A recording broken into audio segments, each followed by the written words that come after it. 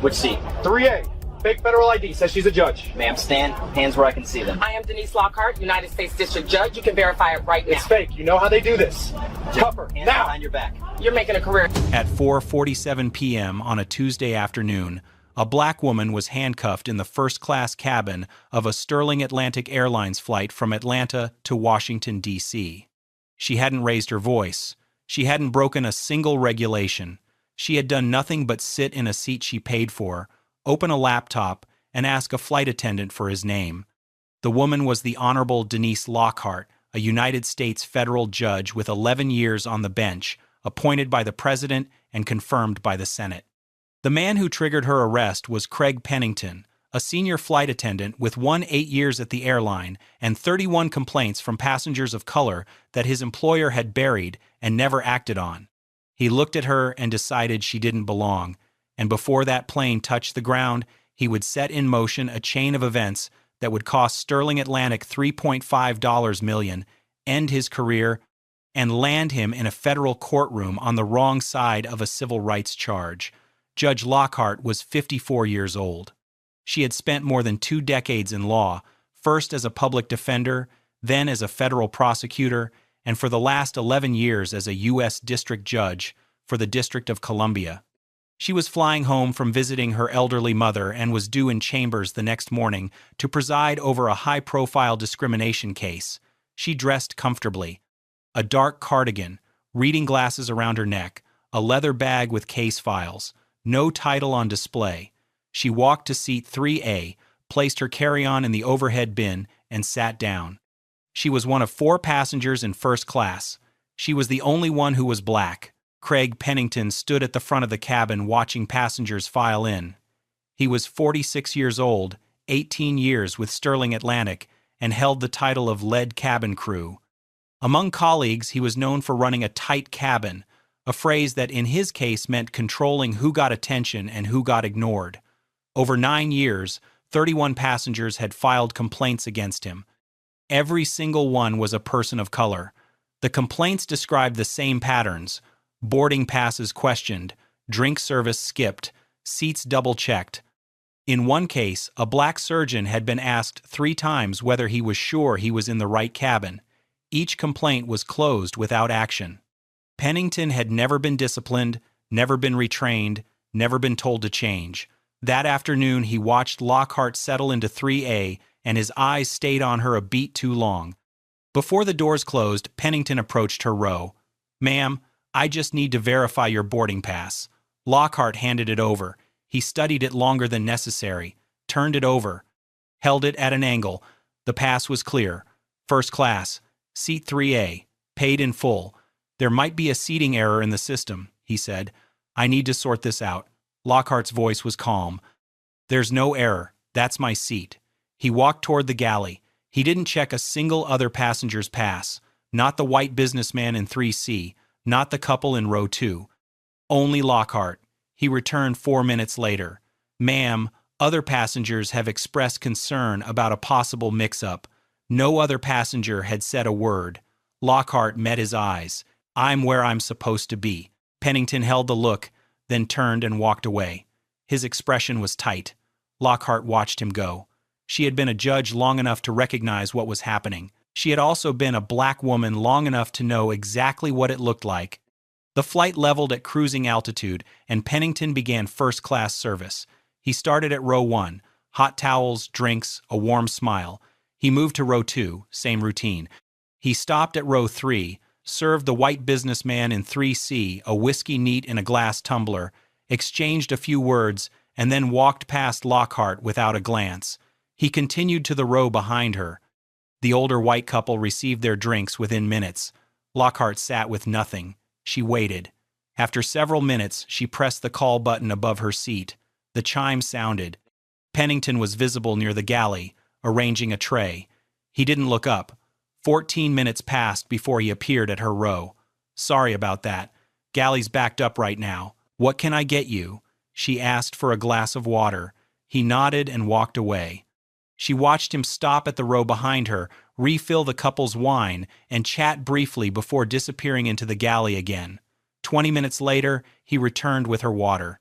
It was lukewarm, served in a small plastic cup, the kind used in economy.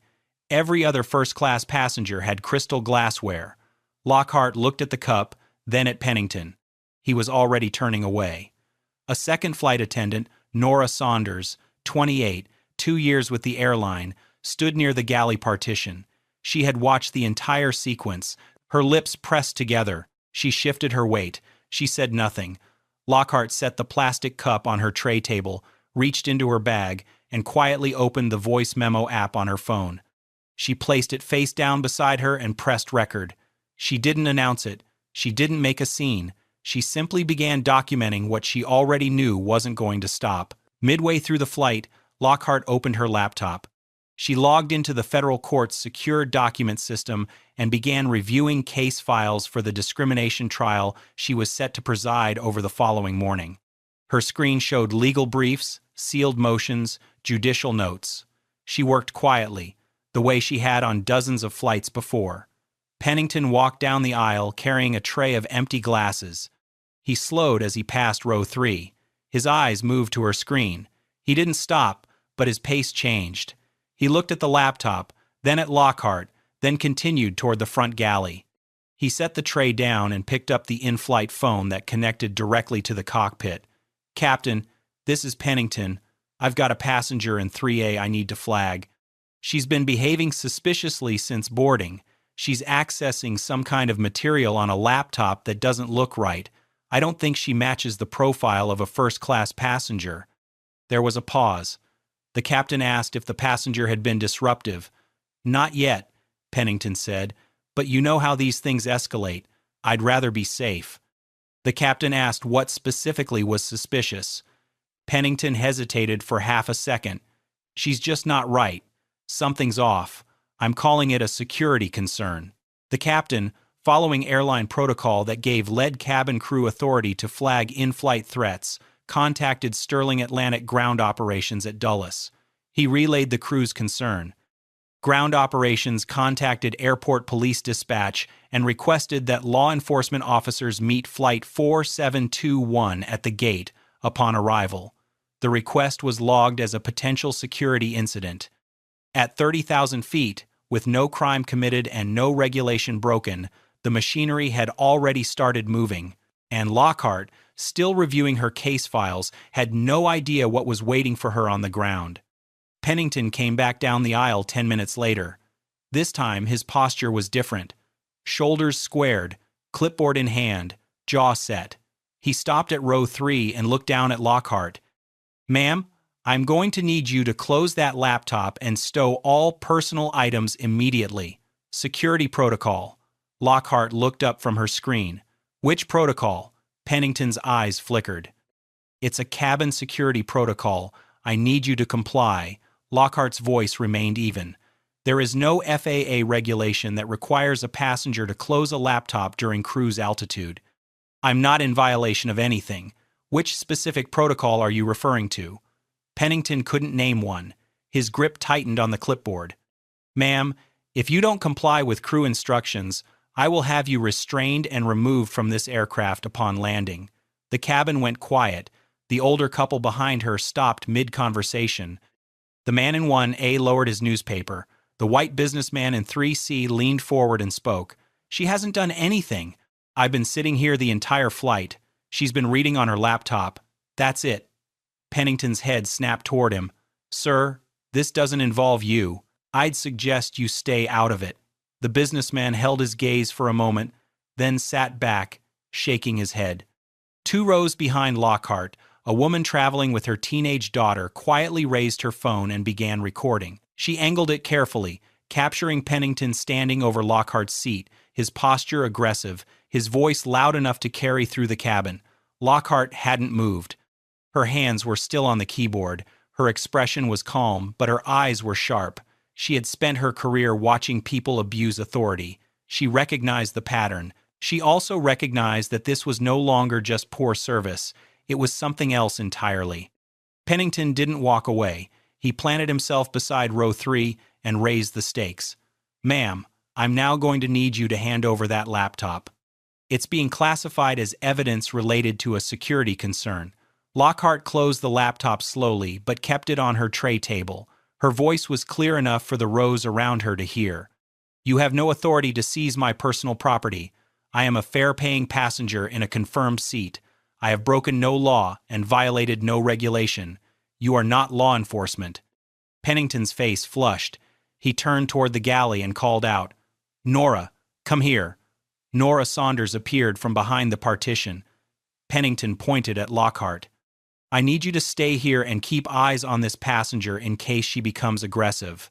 Nora looked at Lockhart, a 5-4-year-old woman, sitting still with her hands folded on a closed laptop. Nora's mouth opened slightly, then closed. She stepped to the side of the aisle and stood there, arms crossed, visibly uncomfortable. She didn't say a word. Lockhart turned back to Pennington. I'd like your full name and employee identification number. Pennington stiffened. That's not something I'm required to give you. She asked again, louder this time, her voice carrying through the first-class cabin. I am asking for your name and your employee ID. I have a right to know who is threatening me on this aircraft. Pennington leaned in close enough that only she should have heard what he said next. You're going to regret making this difficult. But 2 rows back, the mother's phone was still recording. The microphone picked up every word. Pennington straightened up and walked back toward the galley. Lockhart sat motionless, her phone still recording face down beside her. She was no longer just a passenger being mistreated. She was a federal judge building a record. The plane touched down at Dulles at 7:12 p.m. Before the seatbelt sign clicked off, Pennington's voice came over the PA. Ladies and gentlemen, please remain in your seats. We have a brief security procedure before deplaning. Do not stand or open the overhead bins until instructed. The cabin stirred. Passengers exchanged looks. This wasn't normal for a domestic flight. Lockhart sat still in 3A, laptop stowed, hands resting on her lap. She already knew. The forward cabin door opened, and 2 armed airport police officers stepped on board.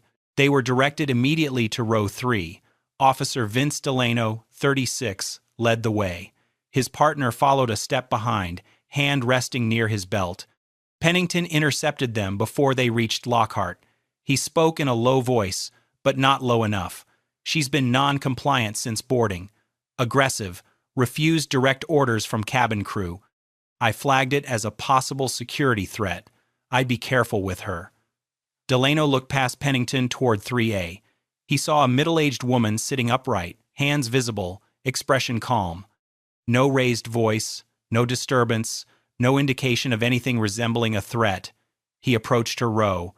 Ma'am, I need you to stand up, please. Lockhart stood. He asked for identification. She reached into her bag, opened her wallet, and produced a federal judicial ID card.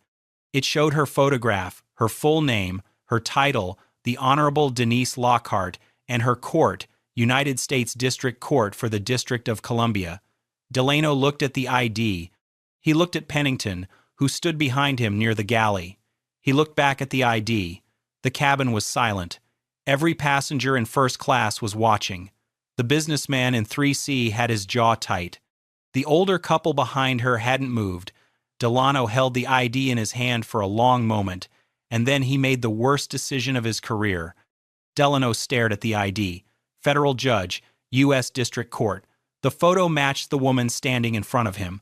Before he could speak, Pennington stepped closer. She could have faked that. You don't know. People fake things all the time. Delano hesitated. He keyed the radio on his shoulder and called his supervisor. I've got a passenger in first class. Crew flagged her as a security concern. She's produced a federal judicial ID, requesting guidance. The supervisor, sitting in a dispatch office on the other side of the terminal, had no visual on the situation, no body cam footage, no context beyond what he was hearing through a radio. His response was brief. Bring her in for processing. Better safe than sorry. We'll sort it out on the ground. Delano lowered the radio. Ma'am, I'm going to need you to place your hands behind your back. Lockhart didn't flinch. She didn't argue. She placed her hands behind her back, palms open. The cuffs clicked shut in the first-class cabin of a commercial aircraft, in front of every passenger still seated. The mother, 2 rows back, held her phone steady. The video captured everything. A 54-year-old black woman in handcuffs, standing straight, face composed, dignity intact. And behind the officers, Craig Pennington stood with his arms crossed, chin slightly raised, watching. The mother's son, a boy of 9, stared at the scene with tears running down his face. His mother leaned close and whispered, "Don't look away. Remember this." Delano and his partner walked Lockhart up the aisle toward the cabin door. Passengers pressed against their seats to make room. No one spoke. She was led through the jet bridge in handcuffs, past gate agents who stopped mid-task, past waiting passengers who turned and stared, past a Sterling Atlantic supervisor who looked at the cuffs and then looked away. Not one of them asked what she had done, because she hadn't done anything. The airport police station was a windowless room on the lower level of Dulles Terminal. Fluorescent lights, a metal table, 2 chairs. Lockhart was seated on one side, hands still cuffed behind her back. She hadn't said a word since leaving the plane. Delano sat across from her with a clipboard. He asked for her full name, Denise Yvonne Lockhart, occupation, United States District Judge, District of Columbia. She gave him her chamber's direct number and the name of her judicial assistant. Delano wrote it down, then stepped out. He made the call from the hallway. Federal court security answered on the second ring. It took less than 3 minutes. The Honorable Denise Lockhart, appointed by the President, confirmed by the United States Senate, 11 years on the federal bench, active caseload including a civil rights trial scheduled to begin the following morning. Delano walked back into the room. The color had left his face. His partner, who had been standing near the door, looked at him once and stepped out without a word. Lockhart watched Delano set the clipboard down. His hands weren't steady. She spoke first. "I told you who I was on the plane. I showed you my identification. You looked at it, and you chose not to listen. Uncuff me." Delano moved behind her and removed the handcuffs.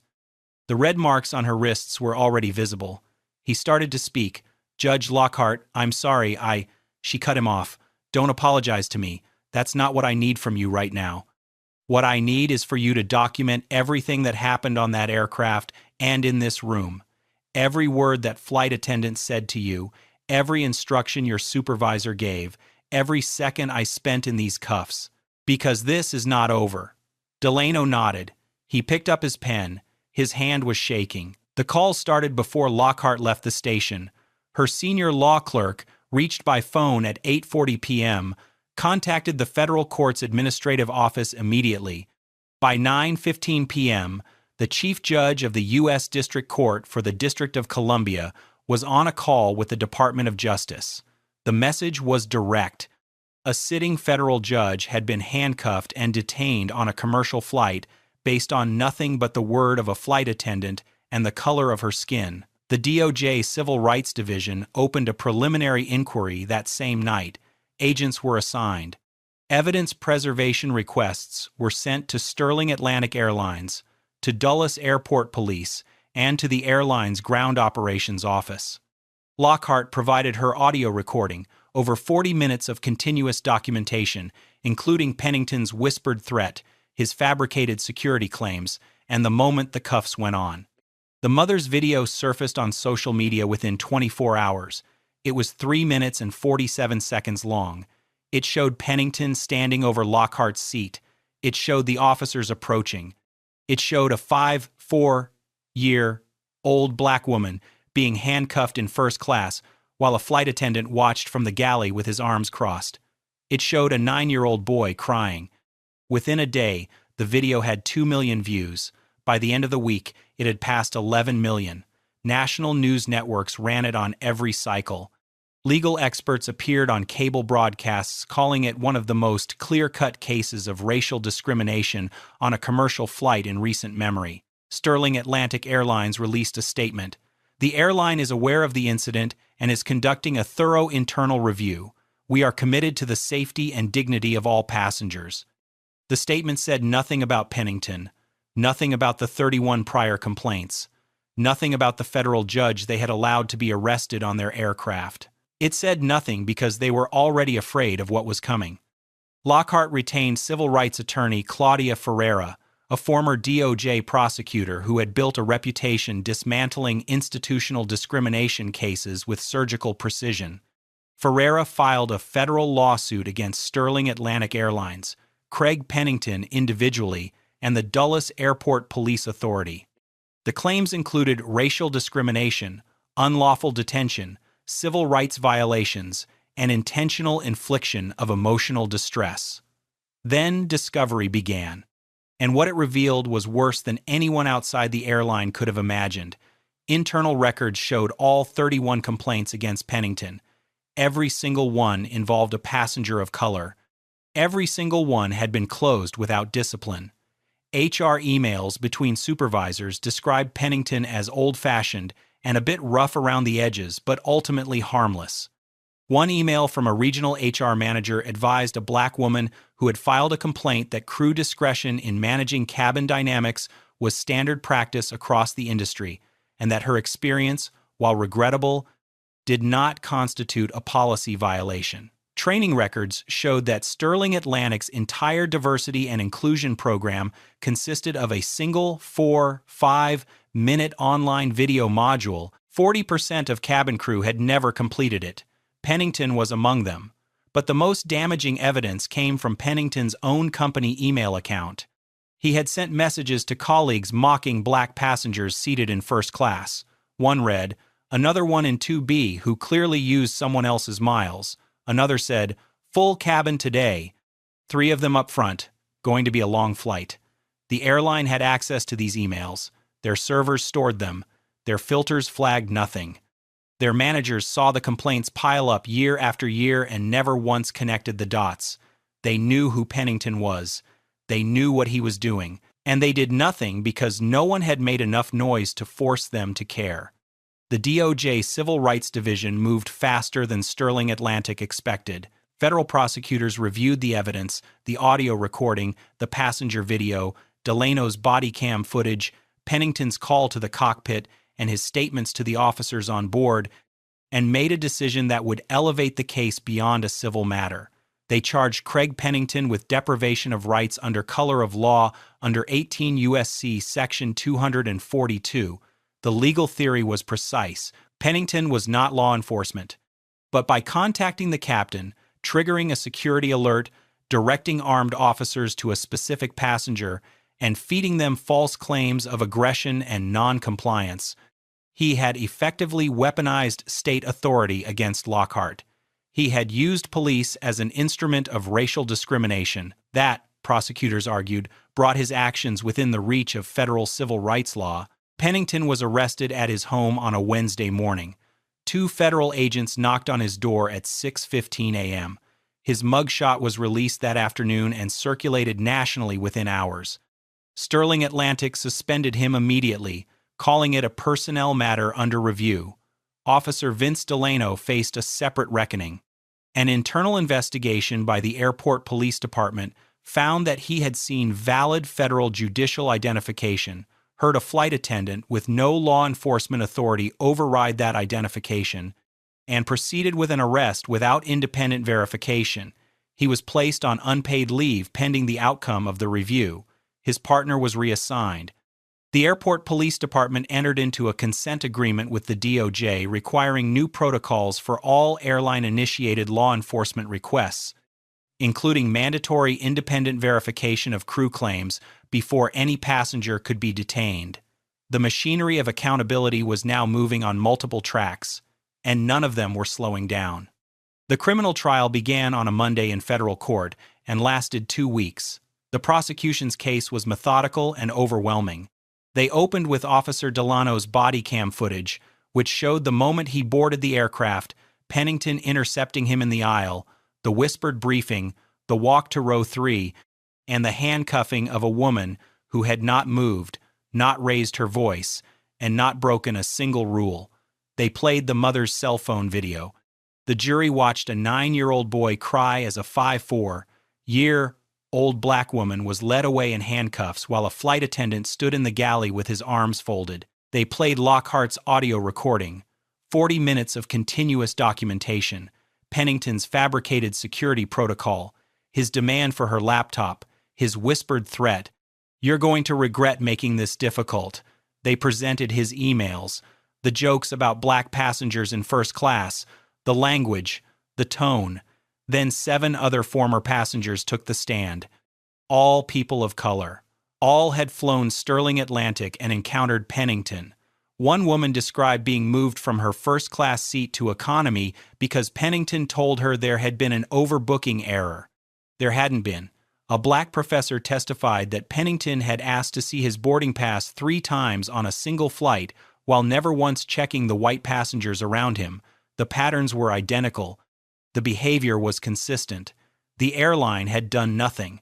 Pennington's defense argued he had been following security protocols and exercising professional judgment.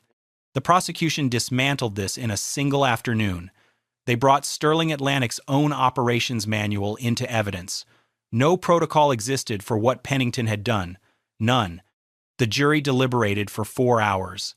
The verdict was guilty on all counts. The judge sentenced Craig Pennington to 2 years in federal prison. He showed no reaction. Lockhart, seated in the gallery, showed none either. She didn't need to. The record spoke for itself. The civil case never reached trial. Sterling Atlantic's attorneys reviewed the evidence, the emails, the complaint history, the training failures, the video now seen by tens of millions of people, and advised the airline's board that going before a jury would be catastrophic. They settled. The total was $3.5 million, $1.8 million in direct damages to Judge Lockhart for unlawful detention, racial discrimination, emotional distress, and reputational harm. The remaining $1.7 million was allocated to fund systemic reforms mandated as part of the settlement agreement. The required changes were specific and binding. Sterling Atlantic was to establish an independent oversight board with authority to review all crew complaints involving allegations of discrimination. Quarterly bias training would be mandatory for every member of cabin crew, with written testing and documented completion. Failure to complete training would result in suspension. A passenger bill of rights would be printed and posted visibly on every aircraft in the fleet. A zero-tolerance policy for discriminatory service would be implemented with termination on first confirmed offense. No warnings, no reassignments, no second chances. And the airline CEO would deliver a public apology on camera, read in full, broadcast on the company's website and social media channels, acknowledging the systemic failures that had allowed Pennington's behavior to continue unchecked for nearly a decade. Lockhart sat in Ferreira's office when the settlement was finalized. She reviewed every clause. Then she made a decision about the money. She donated her entire portion to a foundation she established herself. She called it the Equal Skies Initiative. Its purpose was to provide free legal representation to airline passengers who experienced racial discrimination and didn't have the resources or the title to fight back on their own. Because Lockhart understood something clearly, she had been heard because of who she was. The foundation would exist for everyone who wasn't. Craig Pennington served 18 months in federal prison and was released on good behavior. He never issued a public apology, never acknowledged what he had done, never expressed remorse to Lockhart or to any of the passengers he had mistreated over the years. His name became a case study. Airline training programs across the country incorporated the incident into mandatory modules on bias, discrimination, and abuse of crew authority. His mugshot appeared beside the footage. His emails were quoted in slides. He became the example of exactly what the industry could no longer afford to ignore. Officer Vince Delano resigned from the airport police 3 months after the consent agreement was finalized. He left law enforcement entirely. He gave no interviews and made no public statements. His partner had already transferred to a different division before the trial began. Nora Saunders, the junior flight attendant who had stood in the aisle and said nothing while a federal judge was humiliated and handcuffed, gave a public interview 6 months after the settlement. She described the moment Pennington told her to watch Lockhart in case she became aggressive. She said she knew immediately it was wrong. She said her hands were shaking, She said she opened her mouth and nothing came out. She cried during the interview. She now works as a trainer for a national airline crew advocacy group, teaching cabin staff how to intervene when they witness discrimination by a colleague. The white businessman from 3C, a corporate executive named Leonard Ashford, wrote an op-ed for a national newspaper. He described watching the entire incident unfold from 3 feet away. He described speaking up once and being told to stay out of it. He described sitting in silence while Lockhart was cuffed and walked off the plane. He called it the moment he understood that witnessing injustice and doing the minimum were not the same thing. Lockhart returned to the bench. The civil rights case she had been flying home to preside over resulted in a landmark ruling that was cited in federal courts for years after.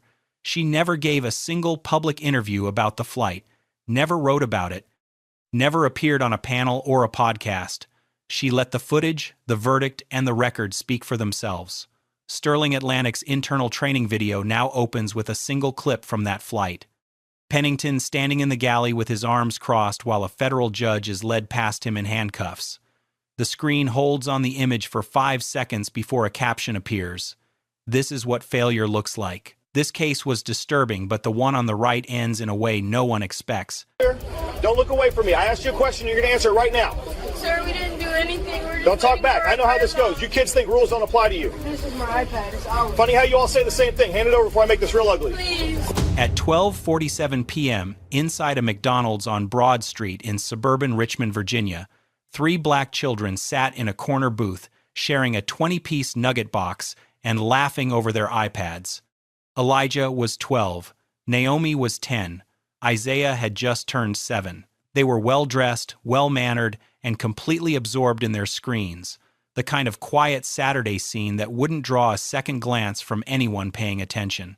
Their iPads were brand new, still in bright-colored cases, gifts from their grandmother for straight-A report cards. Their grandmother was Judge Vivian Hartwell, 67 years old, a sitting federal judge on the Fourth Circuit Court of Appeals with 31 years on the bench. She had stepped away briefly to use the restroom, leaving the kids with their food and a simple instruction to stay in the booth. The restaurant was busy with the usual weekend crowd. Families with strollers, teenagers crowding the drink station, a few solo diners scrolling through their phones. Nobody was bothering anyone. Nobody was out of line. But near the front counter, a white woman had stopped eating her salad and was staring hard at the 3 children across the dining room. Her name was Karen Lipscomb, 54, and something about those kids and those iPads had already made her decide that what she was seeing didn't add up. Lipscomb stood and walked directly to the counter, where shift manager Devin Osei, 23, was restocking napkin dispensers. She leaned in and told him those kids over there had stolen those iPads out of someone's bag. Devin looked over at the booth, 3 children eating chicken nuggets and watching cartoons. He asked which customer was missing property. Lipscomb didn't answer the question. She said it again, louder this time, that she saw them take the iPads and that if this restaurant didn't do something about it, she would call corporate and report the entire staff for allowing theft. Devin hesitated. He had seen the children come in with their grandmother. He had taken their order himself. The iPads had been in the kids' hands the entire time. No customer had reported anything stolen. No one in the restaurant was looking for missing property, but Lipscomb was loud and getting louder, and Devin was 6 months into a job he couldn't afford to lose. He asked her one more time if she was sure. She told him to stop asking questions and call the police before those kids walked out with somebody else's property. Devin picked up the store phone and dialed 911. The call was recorded. Every word of it would later be played in a federal courtroom. Officer Russell Brandt pulled into the McDonald's parking lot 6 minutes after the 911 call. He was 2 years old with 18 years on the Richmond Metro Police Department. His service record told one story to his supervisors and a very different one to the communities he patrolled. Over the past 14 years, 31 formal complaints had been filed against him, disproportionately from Black and Latino residents. The allegations followed a pattern: excessive force during routine stops, aggressive language during encounters that didn't require aggression, racial slurs caught on a dash cam during a traffic stop 3 years earlier, footage that was mysteriously lost during the internal review process. He had been suspended twice, both times reduced to written reprimands after the police union intervened on his behalf. His supervisors had signed off on every dismissal, every reduced punishment, every second chance. Brandt had learned over the years that complaints didn't stick and consequences didn't come. His body camera was activated when he stepped out of his patrol car. The footage would later show him entering the restaurant, walking past a white family of 5 near the door, past a group of white teenagers by the soda fountain, past 2 elderly white couples sitting near the windows. He didn't stop at the counter to speak with Devin. He didn't look for Lipscomb to get a description or details. He walked directly across the dining room toward the only black children in the restaurant, 3 kids sitting in a corner booth with Happy Meals and iPads. Brandt stopped at the edge of the booth and stood at full height, looking down at the 3 of them. His hand rested on his duty belt. Elijah looked up first. Brandt asked where they got the iPads. Elijah answered politely, telling the officer they were his and his brothers and sisters, that their grandmother had bought them as gifts for their report cards. Brandt didn't acknowledge the answer. He looked at the devices, then back at Elijah, and asked how much he thought those iPads cost. Elijah didn't respond. Brandt leaned in closer and asked whether anyone in his family even had jobs. Naomi's eyes filled with tears. She looked at her older brother for reassurance, but Elijah's face had gone still, the kind of stillness a 12-year-old learns when he realizes the adult in front of him isn't interested in the truth. Isaiah, the youngest, pulled his iPad tight against his chest with both hands. Brandt pointed at the devices and told all 3 children to hand them over immediately, calling them suspected stolen property. Elijah asked if they could please wait for their grandmother. She was just in the restroom. Brandt said no. He said they could cooperate now or things would get a lot worse. Around them, the restaurant had gone quiet. Families had stopped eating. Conversations had dropped to whispers. At least 4 customers had already raised their phones and started recording. None of the children moved. They sat in that booth, food getting cold, waiting for an adult who would actually listen. Elijah didn't refuse. He hesitated. That was all. A 12-year-old boy looking down at the iPad his grandmother had given him, trying to understand why a police officer was demanding he hand over his own property. That hesitation lasted less than 2 seconds. Brandt reached across the table, grabbed Elijah's wrist, and yanked the iPad out of his hands.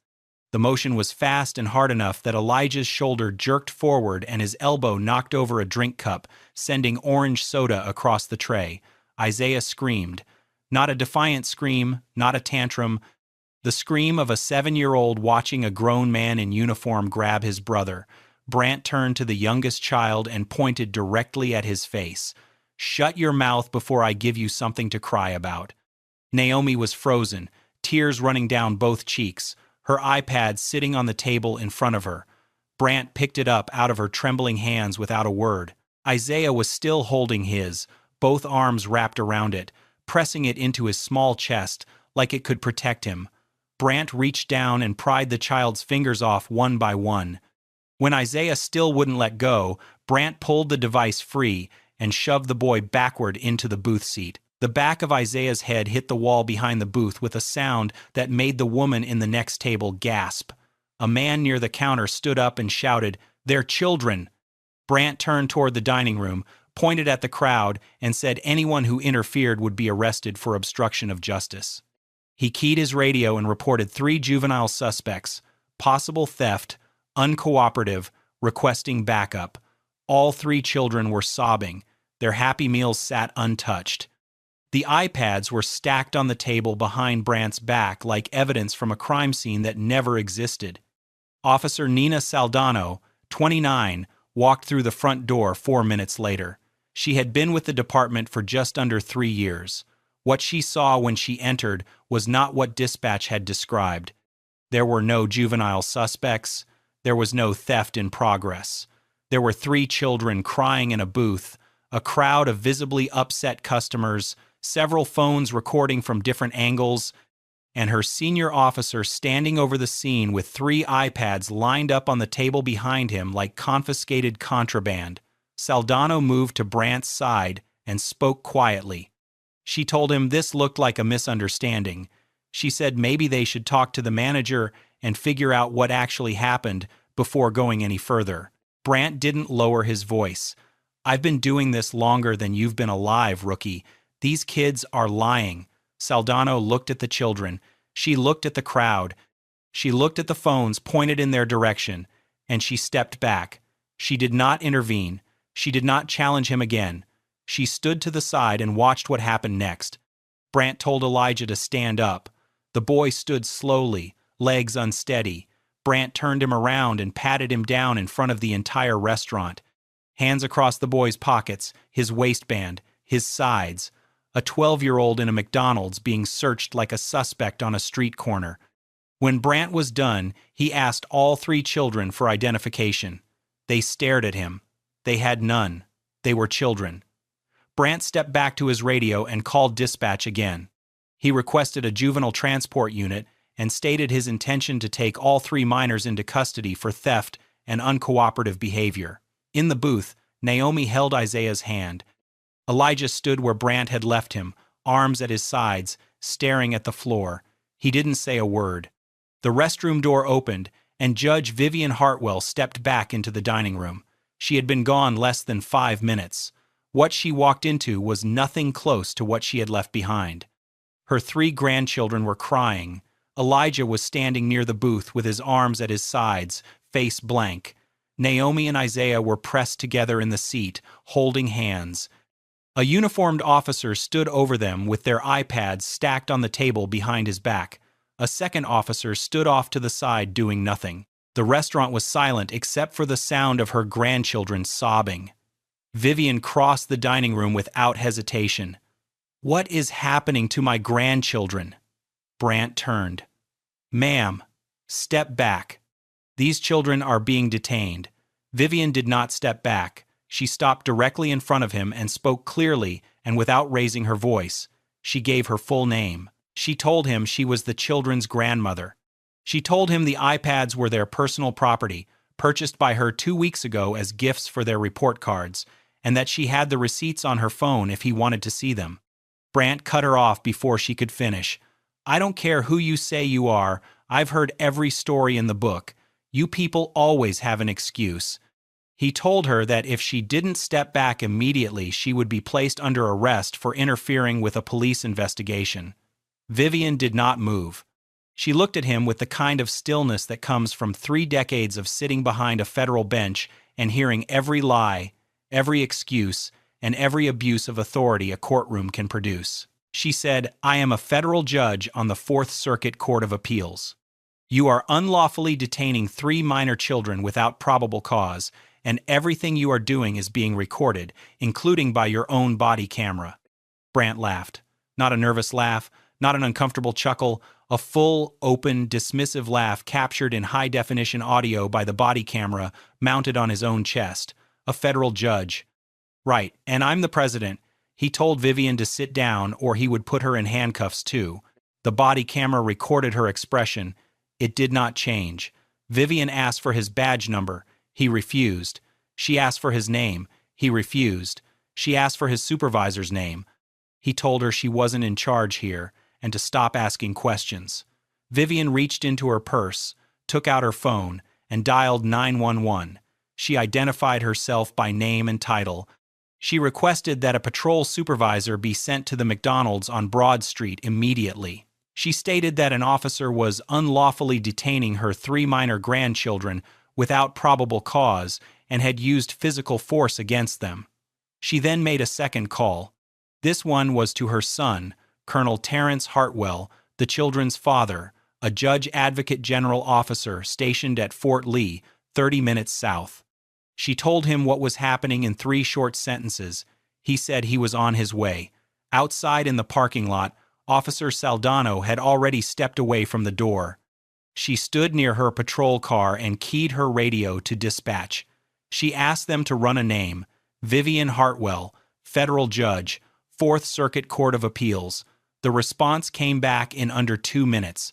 Dispatch confirmed the name, the title, the court, and the active appointment.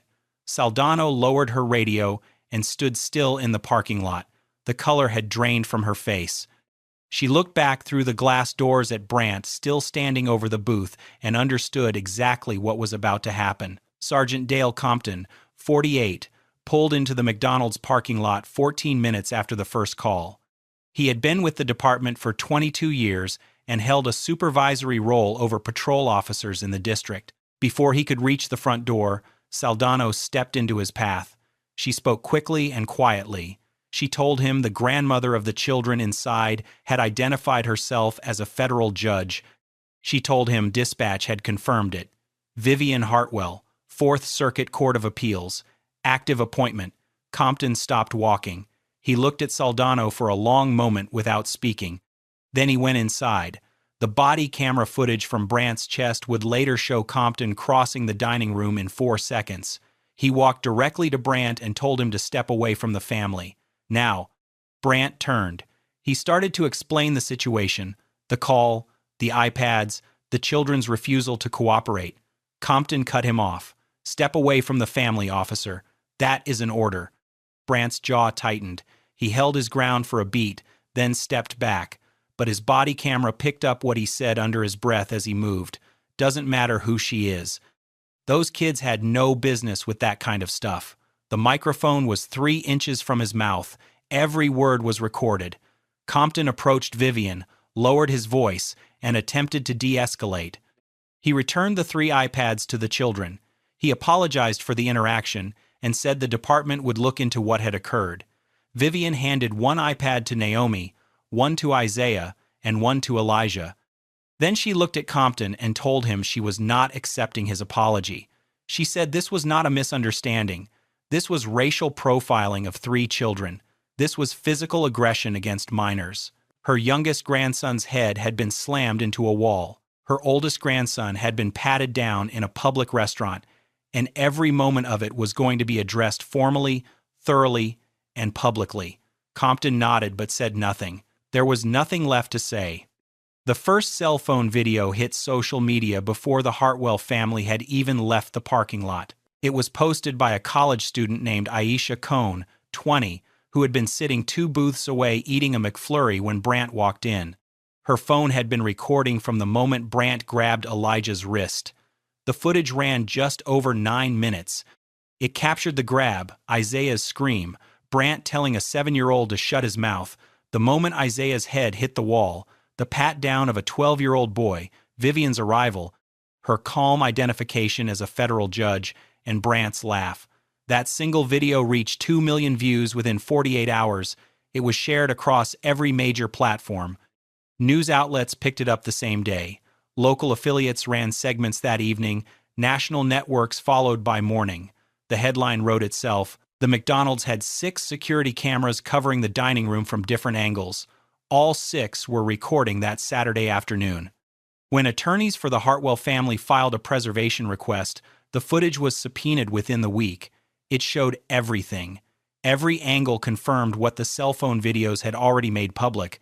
Brant's body camera footage was requested through official channels the same day the story broke. The Richmond Metro Police Department did not release it. A spokesperson issued a statement saying the footage was part of an ongoing internal investigation and could not be made available at that time. Civil rights organizations called the delay a cover-up. Legal analysts pointed out that the department had no legal obligation to withhold the footage and every reason to suppress it. Online petitions demanding its release gathered over 300,000 signatures in 5 days. The pressure was building from every direction, and the department had no good options left. The footage existed. The public knew it existed, and no amount of delay was going to change what was on it. The Richmond Metro Police Department released its first public statement 48 hours after the videos went viral. It read like every department statement that had ever been written after a scandal broke too fast to contain. We take all allegations of misconduct seriously and are conducting a thorough and transparent review of the incident. We are committed to the highest standards of professionalism and community trust. No names were mentioned, no specifics were given, no accountability was acknowledged. The police union followed with its own statement the next day, calling Officer Brant a dedicated veteran of the force and defending what it described as his right to investigate a reported crime. The union emphasized that Brandt had responded to a 911 call and followed standard procedures for handling a theft complaint. What the union did not address was what happened after he arrived. The 911 call itself was obtained through a public records request filed by a local journalist within 72 hours. The recording was 3 minutes and 14 seconds long. In it, Devin Osei's voice was hesitant, uncertain. He told the dispatcher that a customer had reported a possible theft involving children in the dining room. When the dispatcher asked what evidence there was, Devin paused. He said he wasn't sure. He said a customer had insisted. That was the entire basis for the call. No description of stolen property, no identified victim, no crime observed by any employee. Devin gave a full statement to the press the following week. He said he never believed the children had stolen anything. He said he had watched them come in with their grandmother, had taken their order himself, and had seen the iPads in their hands the entire time. He said he made the call because Karen Lipscomb had threatened to report him to corporate, and he was afraid of losing his job. Lipscomb was identified online within days. Her name, her photo, and her role in the 911 call became public knowledge through social media and news coverage. She issued no public comment. She deleted her social media accounts and did not respond to interview requests. Internal Affairs opened a formal investigation into Brandt's conduct. He was placed on paid administrative leave, which drew its own wave of outrage. Community groups held a rally outside the police department's central office. Civil rights organizations issued joint statements demanding Brandt's immediate termination and criminal prosecution. The department said nothing further. The silence only made it louder. Judge Vivian Hartwell understood the legal system better than almost anyone involved. She had spent 31 years presiding over federal cases, including civil rights matters, constitutional disputes, and cases involving law enforcement misconduct. She knew exactly what needed to happen, and she knew she could not be the one to do it. She recused herself from any proceedings connected to the incident and instead connected her son, Colonel Terrence Hartwell, with civil rights attorney Diane Achebe. Achebe was 51 years old and had spent 2 decades building a national reputation as one of the most effective litigators in police misconduct and civil rights violations against minors. She had argued cases before federal appellate courts, had secured multi-million-dollar settlements against 3 major metropolitan police departments, and had never lost a case involving documented use of force against a child. She reviewed the evidence in the Hartwell case and told the family it was among the most clear-cut she had ever seen. Achebe filed a federal civil rights lawsuit seeking $8.4 million in damages. The defendants named in the suit were Officer Russell Brandt personally, Officer Nina Saldano for failure to intervene and protect the children, the Richmond Metro Police Department for systemic failure to discipline and supervise, and the City of Richmond for institutional negligence. The complaint cited unlawful detention of 3 minor children without probable cause, excessive force against minors, racial profiling, emotional and psychological harm, assault on a minor resulting in physical injury, specifically the impact of Isaiah's head against the wall, and a documented pattern of ignored complaints that had enabled Brandt's behavior over more than a decade. All 3 children underwent independent psychological evaluations conducted by board-certified child psychologists. The results were consistent across all 3. Elijah, 12, had become withdrawn and refused to go to public places without a parent or grandparent present. Naomi, 10, experienced episodes of anxiety in the presence of authority figures and had difficulty sleeping. Isaiah, 7, had developed a pronounced fear of uniformed officers. He flinched at the sound of sirens. He had recurring nightmares about a man in uniform taking things from his hands. He had asked his father more than once whether the police were going to come back for him. He was 7 years old. The discovery phase broke the case wide open. Achebe's team subpoenaed 14 years of internal records, and what came back was a paper trail of institutional failure, so thorough it read like a manual on how to protect bad officers. Brandt's file contained 31 formal complaints, excessive force, racially charged language, disproportionate targeting of Black and Latino residents. Each complaint had been reviewed by Internal Affairs. Each one had been dismissed. Dashcam footage from a 2021 traffic stop in which Brandt used a racial slur had been logged into the evidence system and then marked as corrupted. The file was never recovered. 2 officers who had previously reported Brandt's behavior were identified in the records. One was transferred to a less desirable precinct within 3 months. The other received his first negative performance review in 8 years, 6 weeks after raising concerns. Saldano's own records became part of the case. 3 months before the McDonald's incident, she had submitted a written report flagging Brandt's racially motivated behavior during calls they had responded to together. Her supervisor acknowledged receipt in an email. No action was taken. The department's Internal Affairs Division was subjected to an independent audit. Over the previous 10 years, 89% of racial profiling complaints had been dismissed without discipline. The rate for complaints filed by Black civilians against white officers was 91%. Expert witnesses testified on the psychological impact of police aggression on Black children. Dr. Lenora Graves, a child psychologist specializing in racial trauma, presented studies showing that aggressive law enforcement encounters during childhood produced lasting effects: heightened anxiety, chronic distrust, withdrawal from public spaces. She testified that all 3 Hartwell children exhibited those symptoms. Elijah had told his parents he didn't want to go outside without an adult anymore. He had stopped walking home from school with friends. He was 12 years old. Brandt was terminated.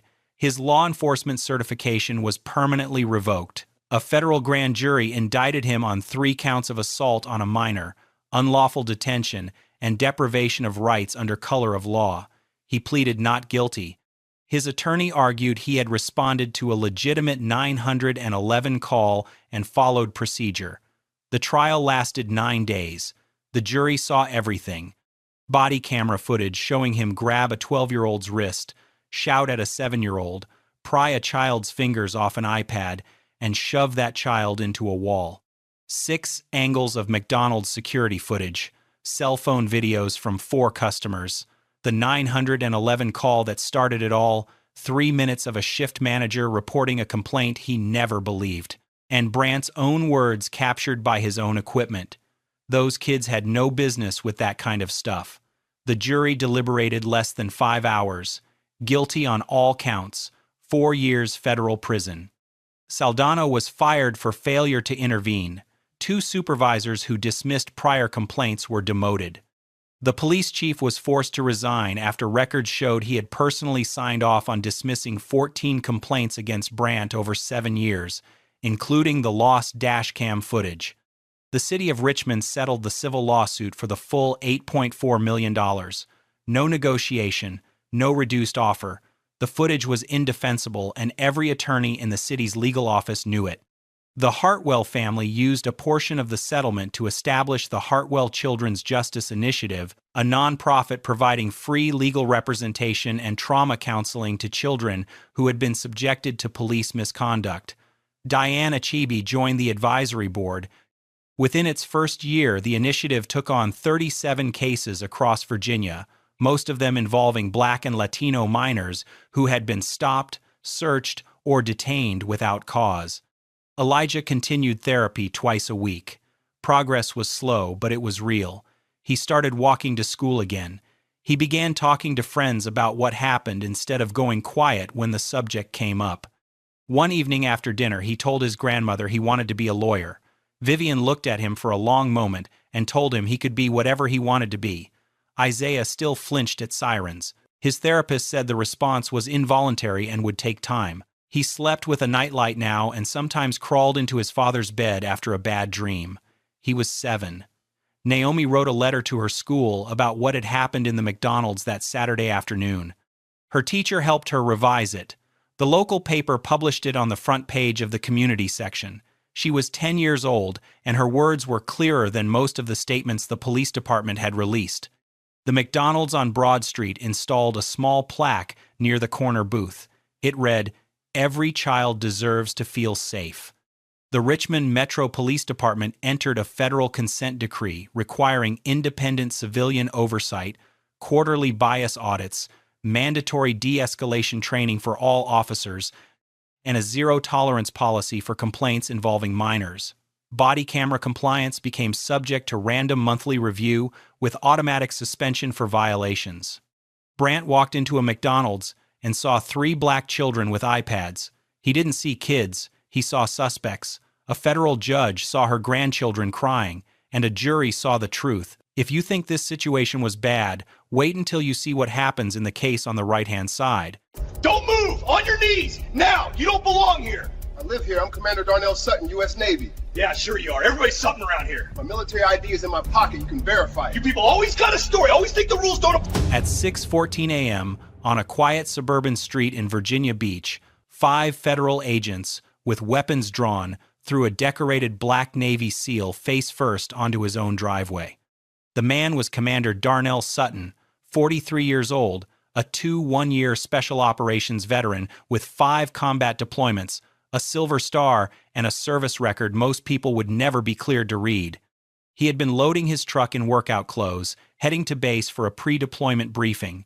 The agents who put their hands on him had no warrant, no probable cause, and the wrong address. But the moment they saw a muscular black man standing outside a nice house in a predominantly white neighborhood, they decided he was their target. What followed over the next 22 minutes was captured on 4 separate civilian cameras: the unlawful detention, the warrantless search, the racial slurs spoken just low enough to think no one would hear. And when the truth about who Darnell Sutton really was reached the Pentagon, the Department of Homeland Security, and eventually the floor of the United States Senate, the agents who had treated his driveway like a combat zone would learn that they had just made the worst mistake of their careers. Every badge, every pension, every shred of authority they once carried would be stripped away, and the federal government would pay millions for what 5 men did to one family on a Sunday morning before sunrise. Senior Agent Russell Briggs was 46 years old and had been with Immigration and Customs Enforcement for nearly 18 years. Inside the agency, he was known as a hard charger, a label that in his case meant aggressive raids, inflated arrest numbers, and a pattern of targeting black and Latino neighborhoods using intelligence so thin it barely qualified as guesswork. 11 formal complaints had been filed against him over 9 years. Excessive force, racial slurs during operations, fabricating probable cause to justify entries that never should have happened. Every single complaint had been buried by supervisors who valued his statistics more than the civil rights of the people he terrorized. His partner that morning was Agent Nolan Fitch, 33, 6 years on the job, and not once in those 6 years had Fitch filed a report that contradicted anything Briggs said or did. He followed orders. He signed paperwork. He looked the other way. 3 additional agents rounded out the team: Agent Lena Driscoll, Agent Sam Kowalski, and Agent Braddock, all 3 junior, all 3 trained under Briggs, all 3 conditioned to execute without question. The night before, Briggs had been briefed on a fugitive immigration target supposedly living on Sutton's Street. The actual address was 3 houses down. The suspect was a 26-year-old Hispanic male, 5'7", 140 pounds. Darnell Sutton was 6'2", 220 pounds, 43 years old, and black. Nothing about him matched the description. Nothing about the address matched the briefing. But Briggs never verified. He never cross-checked. He pulled up, saw a black man outside a house that looked too nice for his assumptions, and made his own decision. That decision would cost him his badge, his freedom, and every ounce of authority he ever thought he had. Briggs moved fast across the driveway, his weapon raised, his voice cutting through the quiet morning air like a siren. "On the ground! Hands where I can see them! Don't move!" The commands came rapid and overlapping, designed not to communicate but to overwhelm. Sutton didn't flinch. 21 years of special operations training had conditioned him to stay calm when every instinct screamed otherwise. He had been in rooms where a single wrong breath meant death. A man shouting on his own driveway was not going to break that discipline. He dropped to his knees slowly, hands raised, palms open and facing outward. His voice was steady. I'm Commander Darnell Sutton, United States Navy. I live here. My military ID is in my back pocket. Briggs didn't pause, didn't acknowledge the words, didn't reach for the ID. Shut your mouth. We'll figure out who you are. Fitch moved in from the left and grabbed Sutton's arm, wrenching it behind his back with more force than any compliant person required. Driscoll positioned herself 5 feet away, weapon trained on Sutton's center mass as if he were a barricaded fugitive and not a man kneeling on his own property in gym shorts. Kowalski stood near the truck, hand on his holster, watching the street. Doors were opening. The neighborhood was waking up to the sound of federal agents screaming at one of their own. Across the street, a retired white couple, Frank and Diane Parker, stepped onto their porch. Frank raised his phone and began recording. Diane did the same from a different angle. Next door, a screen door slammed open and a man stepped out.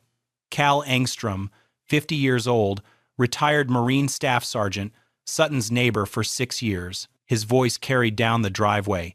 "That's Commander Sutton. He's Navy. What the hell are you doing?" Briggs turned his head just long enough to locate the voice. "Get back inside your house right now, or I will arrest you for obstruction of a federal operation." Engstrom didn't move. He stood on his porch with his arms at his sides and repeated himself. "That man is a Navy SEAL commander. He lives here. I've known him for 6 years. Briggs ignored him and keyed his radio. "This is Briggs, requesting additional units to my location. We have a hostile crowd forming." There was no hostile crowd. There were 4 neighbors standing quietly on their lawns in bathrobes and slippers, watching in disbelief as a black man was held at gunpoint on his own concrete. Sutton, face pressed against the driveway, spoke again. His tone had not changed. It carried the same measured control he used in mission briefings and under enemy fire. "Sir, I am an active-duty Navy SEAL. You can verify this in 30 seconds.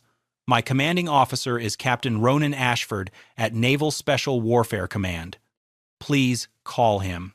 Briggs crouched down beside him. He leaned close, lowering his voice to something he clearly believed only Sutton would hear. "I don't care if you're the president. You fit the description. You people always have a story."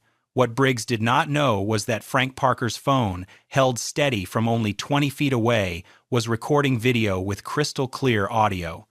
Every word Briggs whispered carried across the still morning air and straight into the microphone. What Briggs also did not know was that Cal Engstrom had opened Facebook Live on his phone 30 seconds earlier. Hundreds of people were already watching. Briggs stood and gave the order, "Cuff him." Fitch pulled Sutton's wrists together and ratcheted the handcuffs down. Too tight, deliberately tight. The metal bit into skin. Within seconds, thin lines of blood appeared on both wrists. Sutton did not resist, did not raise his voice. He said only 5 words. "This is being recorded, sir." The front door opened at 6:21 a.m.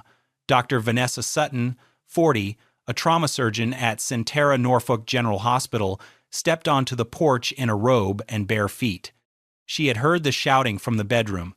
Nothing in her years of surgical training prepared her for what she saw on her own driveway. Her husband was face down on the concrete, wrists cuffed behind his back, blood visible on both hands. 5 armed agents stood over him. Vanessa froze. Then she came down the steps slowly, hands raised and visible. "I'm his wife. We live here. What is happening?" Agent Driscoll closed the distance fast. "Stay back, ma'am." Her hand connected with Vanessa's shoulder and pushed. Vanessa stumbled backward, catching herself on the porch railing. Before she could speak again, 2 small figures appeared in the doorway. Elijah, 12, stood with his phone raised, recording, his face tight, jaw locked. Behind him, half hidden by the doorframe, was Naomi, 9.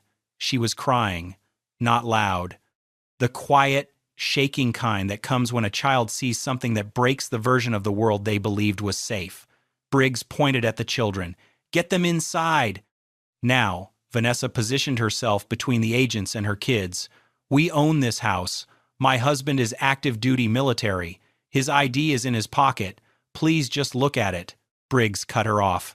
"Ma'am, if you interfere with this operation, I will arrest you too, and your children will go to protective services. Naomi's crying got louder. Elijah's phone did not move. 3 separate cameras from 3 separate angles captured the moment a federal agent threatened to take a Navy SEAL's children from their mother on her own front porch. That clip would later be played in a courtroom, on national television, and on the floor of the United States Senate. Cal Engstrom had not moved from his porch. He had not gone inside when Briggs threatened him with obstruction. He had not lowered his phone. He had spent 22 years in the Marine Corps, and he understood something Briggs clearly did not. You do not abandon your people when they are under fire. Engstrom pulled up a contact on his phone. He had the number for the Naval Special Warfare Command duty line because Sutton had given it to him years ago, the way military neighbors do. He pressed call. Lieutenant Commander Graves picked up on the second ring. Engstrom spoke fast but clearly. This is Cal Engstrom, retired Staff Sergeant, USMC. There are 5 ICE agents on Commander Darnell Sutton's driveway right now. He is cuffed, face down, and bleeding. His wife has been pushed. His children are watching. They have no warrant. Within 90 seconds, Graves had verified Sutton's identity, his home address, and his active duty status. Engstrom walked across his yard onto the Sutton driveway, phone held out, speaker on. This is Lieutenant Commander Graves, duty officer, Naval Special Warfare Command. The voice carried the weight of a command structure that dwarfed anything Briggs had ever operated under. You are detaining an active duty Navy SEAL commander in his own driveway. Identify yourself immediately. For the first time that morning, Briggs hesitated. His mouth opened, but nothing came out. He looked at Fitch. Fitch looked at the ground. Neither spoke. Meanwhile, across the street, Diane Parker had already texted the video to their son, a producer at a local television news station. The footage was already out of Briggs's control. He just didn't know it yet. Instead of releasing Sutton, Briggs doubled down. He turned to Fitch and Kowalski and ordered them to search the truck. No warrant, no consent, no probable cause. Fitch hesitated for half a second, then moved. Kowalski followed. They pulled open the driver's side door and began tearing through the vehicle. They rifled through the center console, the glove box, the back seat. They unzipped a Navy-issued deployment bag and dumped its contents onto the driveway. Then Fitch found the briefing folders. They were stamped, sealed, and clearly marked with classification headers that any federal employee should have recognized on sight. He opened them anyway. The pages inside contained operational details related to an upcoming special operations deployment. Details that no one without the appropriate security clearance had any legal right to see. Briggs had just created a national security breach on a suburban driveway in Virginia Beach. Kowalski pulled Sutton's military ID from a side pocket of the bag. He handed it to Briggs. Briggs looked at it for a long moment. The photograph matched, the rank matched, the name matched. Every single item they had pulled from that truck confirmed exactly who Darnell Sutton was. Fitch stepped close and whispered, "Russ, we need to stop." Briggs said nothing. He slid the military ID into his own vest pocket instead of returning it. Sutton, still face down on the concrete, turned his head slightly. His voice was calm and precise. "You just opened classified material without authorization. That is a federal crime." Briggs looked down at him. "Don't tell me what's a crime." 22 minutes after the SUVs had screeched to a stop, Briggs finally reached down and removed the handcuffs. He offered no apology, no explanation, no acknowledgement that every piece of evidence his own team had uncovered proved Sutton was exactly who he said he was. Instead, Briggs leaned in close. "If you file a complaint, it'll be your word against 5 federal agents. Think about that." Sutton stood slowly.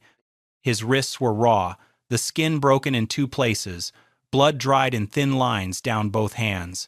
His workout shorts were torn at the knee from being driven into concrete. He looked Briggs in the eye and spoke quietly. "Every second of this is on camera. Every word you said, every order you gave.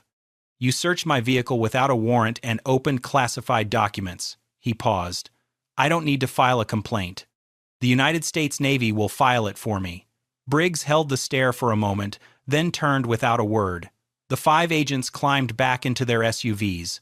The engines started. The vehicles pulled away from the curb and disappeared down the street. Sutton did not move from his driveway until they were gone. He stood there, bleeding, watching the road. Then Vanessa came to him. She reached for his hands and saw the cuts on his wrists.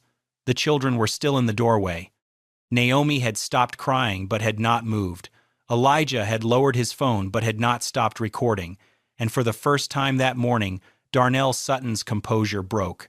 Not for himself, not for the pain or the humiliation, but because his children had watched their father put face down on his own concrete by men with guns, and he had not been able to stop it. Within 1 hour, the chain of command that Russell Briggs had never imagined reaching began to move. Captain Ronan Ashford, Sutton's commanding officer, was on a secure call with the Navy's Judge Advocate General's office before 7:30 a.m. NCIS was notified by 7:45. By 8:15, a formal referral had been transmitted to the Department of Homeland Security Inspector General's office, but it was the classified briefing folders that changed the scale of everything.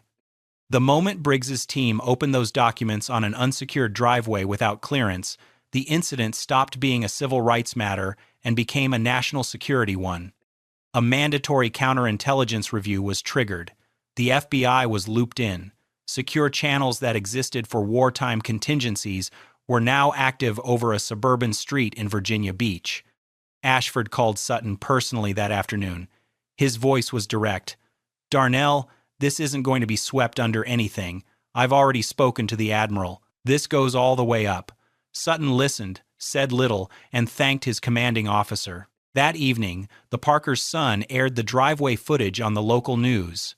The segment ran 4 minutes. By midnight, the video had 400,000 views online. By the following morning, it had crossed 2.3 million. Comment sections filled with outrage. News desks across the country picked up the story, and somewhere inside a federal building, Russell Briggs was writing a report that would only make things worse. Briggs filed his after-action report that same night. It stated that agents had responded to a confirmed address, encountered an uncooperative male who refused to identify himself, and that the detention was lawful and brief. Every word was a lie. Fitch co-signed without hesitation. Driscoll, Braddock, and Kowalski exchanged a look, but signed as well. They were nervous, but they were more afraid of Briggs than they were of the truth. The report landed on the desk of Deputy Director Howard Stanton, the ICE Field Office Supervisor. He received it at the same time he received the media coverage. 2 versions of the same morning, one written by his agents, one recorded by the world. Stanton chose his agents. He released a public statement saying the team had followed standard protocol and that the incident was under review. That statement aged less than 48 hours.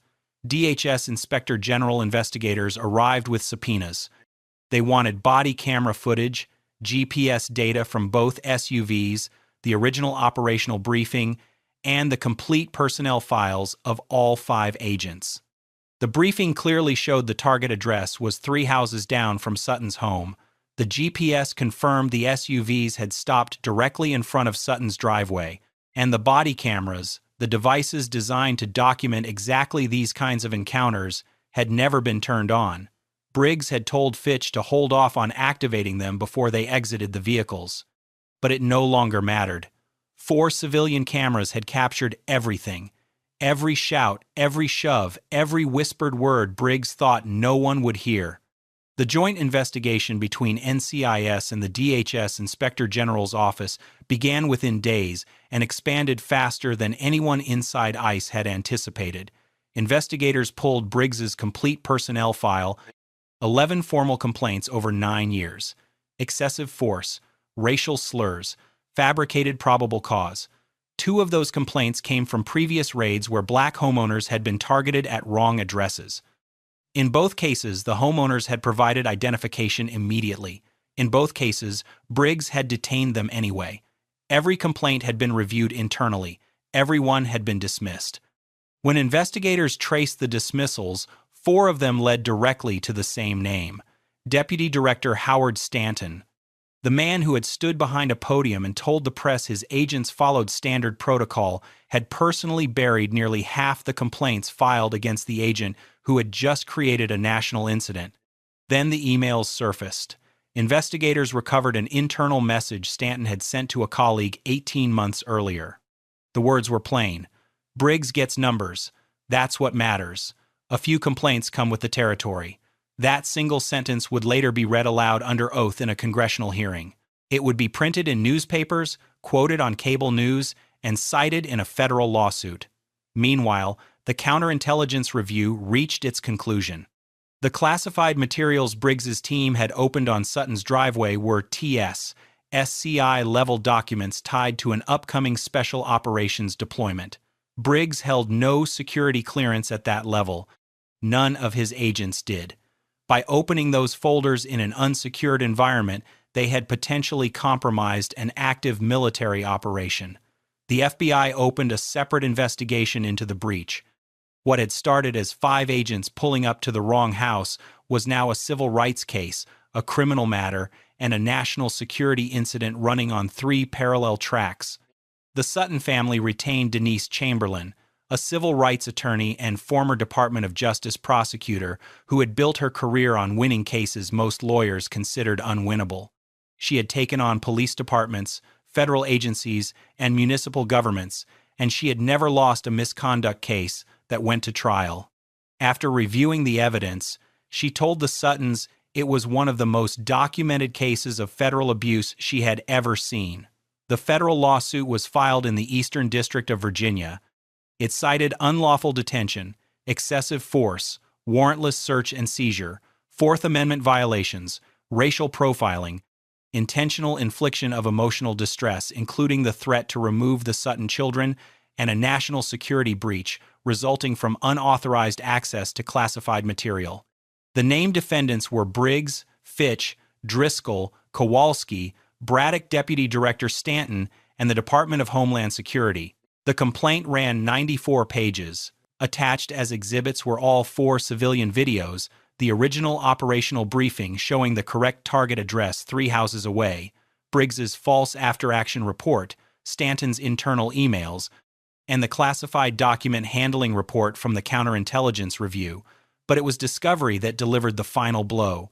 Chamberlain's team subpoenaed ICE operational records going back 2 years.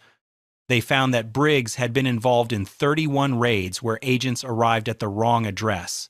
In 27 of those raids, the wrongly targeted individuals were Black or Latino. The pattern was not an accident. It was not bad luck or sloppy paperwork. It was a practice, repeated and protected, that had finally been recorded by 4 cameras on a Sunday morning in Virginia Beach. The case reached the Senate Judiciary Committee on a Tuesday morning in Washington. Commander Darnell Sutton walked into the hearing room in full Navy dress uniform, ribbons aligned across his chest, posture straight, expression controlled. He took his seat before the microphone and recounted the morning of the raid the way he would deliver a mission debrief.